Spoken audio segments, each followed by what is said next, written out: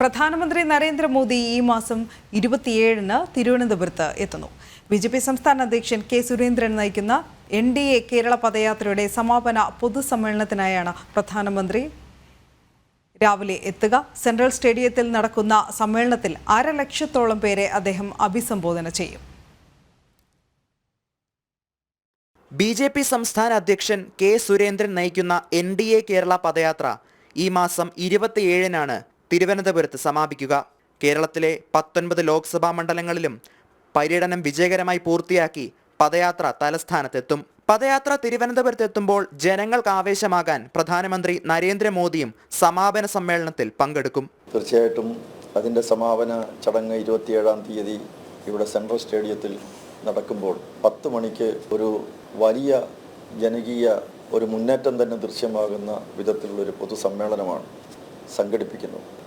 അദ്ദേഹം 1 മണിക്കൂർ സമയം ഈ പൊതുസമ്മേളനത്തിൽ ചെലവഴിക്കുന്നുണ്ട്. പദയാത്രയിലൂടെ വിവിധ മണ്ഡലങ്ങളിൽ നിന്നായി ഇതുവരെ സമൂഹത്തിന്റെ വിവിധ തുറകളിലുള്ള 10,000-ലധികം പുതിയ ആളുകൾ BJPയിൽ അംഗത്വമെടുത്തു. സമൂഹത്തിലെ പാർശ്വവൽക്കരിക്കപ്പെട്ട ജനസമൂഹത്തിന്റെ പ്രശ്നങ്ങളും ജീവിതവും അടുത്തറിയാൻ കെ സുരേന്ദ്രന് സാധിച്ചു. 67 വർഷത്തെ കേരളത്തിലെ ഇടതു വലത് മുന്നണികളുടെ ഭരണത്തിൽ ജനം വലഞ്ഞുവെന്നും കേരള ജനത ഒരു മാറ്റം ആഗ്രഹിക്കുന്നുവെന്നും BJP ദേശീയ നിർവാഹക സമിതി അംഗം കുമ്മനം രാജശേഖരൻ വ്യക്തമാക്കി.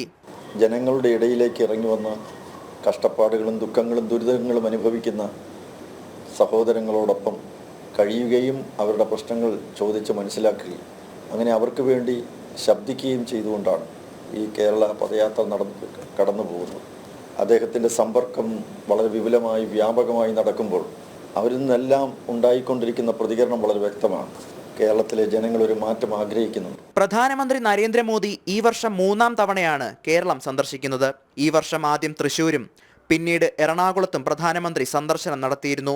ലോക്സഭാ തിരഞ്ഞെടുപ്പ് പ്രഖ്യാപിക്കാൻ ഏതാനും ആഴ്ചകൾ മാത്രം ബാക്കി നിൽക്കെ നരേന്ദ്രമോദിയുടെ ഈ സന്ദർശനം BJP പ്രവർത്തകർക്ക് പുതിയ ഊർജം പകരും.